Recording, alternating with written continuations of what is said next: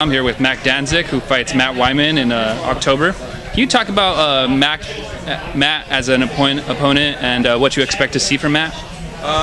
You know, he's just kind of like a grinder. He's just good at everything. He's very, very tough. He doesn't stop. I think more than just skills, it's kind of like his attitude and his intensity that someone has to worry about. And you know, he is good on the ground, though. That's probably his biggest strength. But hey, he's a tough guy that you really gotta look out for as far as just pushing the pace constantly.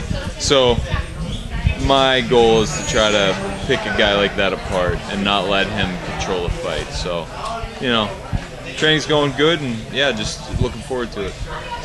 Have you brought in any specific training partners? Or are you keeping with your just guys you have in your camp and training with them, or have you brought any guys from out of your camp? No, I'm sticking with the guys that I normally train with here at PKG in Los Angeles, and then I'm going to go out to Vegas and train with more people, just get some different looks. I'll be out there with Gray Maynard and Tyson and all those guys, and you know, just get in a room with just a large variety of people, because he's kind of unpredictable like that, and you know, he doesn't have a very distinct style. So if he did, I would probably, you know, bring someone specific in. Like when I was supposed to fight Donald Cerrone, I was going to bring specific people in that were like him. But you know, Wyman's more of an all-around type of guy, and I'm just sticking with my team. So. You specifically mentioned Tyson Griffith and Gray Maynard. Talk about those two guys. They're very well-rounded fighters. I mean, Gray's fighting for the title. He's going to be fighting Frankie Edgar. Yeah. Tyson dropped down to 145, but very successful fighter. Talk about what they could bring to you and help you in your training camp. Yeah, I've been training with those guys for years. Even before Randy opened up the Extreme Couture Gym in Vegas, I was going out to Vegas and training with them, and Gray and I are really good friends, so before every single fight that I have, I try to, you know, come out and I train with Gray, and you know, we get together and we work on stuff, and those guys are just like at a really high level.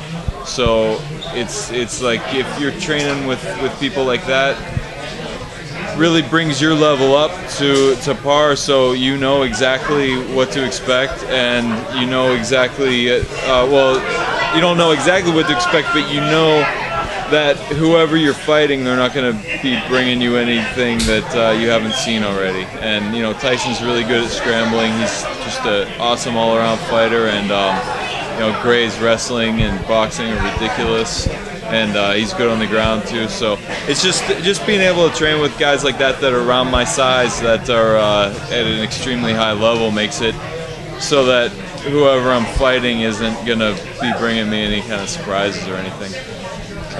I want to touch bases on Wanderlei Silva. He just had a fight with Chris Lieben in July. Got knocked out, unfortunately. Yeah. What are your takes? Do you think he should keep fighting, or? Man, you know, it's hard to say. It's up to the individual. Like us fighters, we put ourselves in a position lots of times where your body starts to fall apart. Well, not necessarily fall apart, but you start to lose your ability to take punches. I think Wanderlei is probably physically in really good shape, but you can only take so many shots like that. When that happens, unless you've planned everything out, it's not always feasible to just go and do something else, you know? The money to support yourself and your family or whatever is in fighting.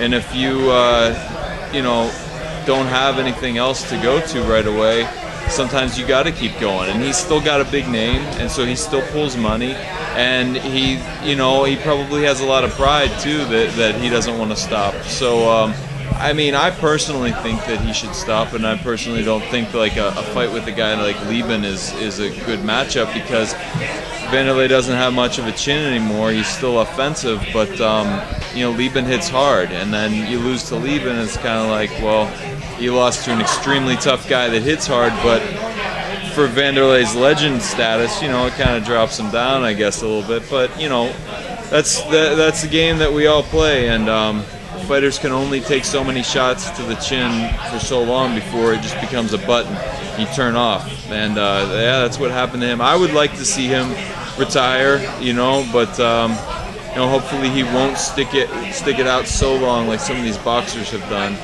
And that's a problem that we've seen in boxing. We're starting to see it in MMA. So, I mean, when it comes down to it, though, it's his decision. So he's a man. He's got to decide. So I can't say. We have the Ultimate Fighter season coming up with Jason Mayhem Miller and Michael Bisping. You yourself were an Ultimate Fighter winner. Yeah. Can you talk about the house, what it was like, and just the fact that you're living in a house with a bunch of guys who are fighters, and you have a camera crew following you around, no TV, no internet, just no life. You're locked in the house and you train, and that's it. Yeah, I mean, you've got no contact who are from the outside world, and you've got like no books, no magazines, music, of course no TV or anything like that.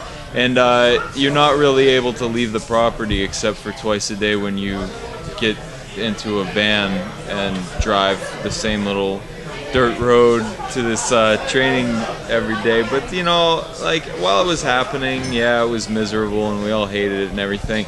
And it was pretty rough in a lot of ways. But now that I look back on it, I mean, it was only 6 weeks, so it did suck and everything. But it was a means to an end for me. I knew that if I did the right thing and I kept my eyes on the prize and I didn't screw up and I just kept focused that I would win it, and I did, and then that's what gave me a chance to fight in the UFC. So I think it's a really tough situation to be in, and if you just go in there trying to be on TV or something, you're just gonna end up getting a fool made out of yourself lots of times. So I think.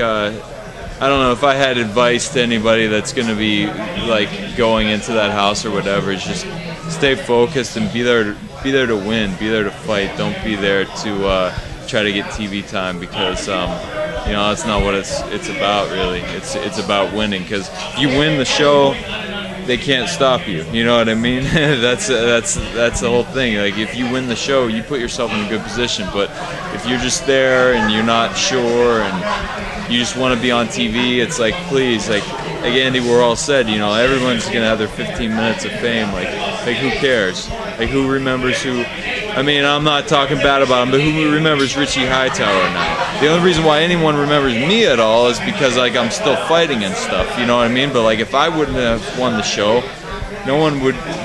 People barely remember me now anyway. So it's like people's attention spans are really short. Your fame time is very small, and it's like you got to go in and get yours while it's hot.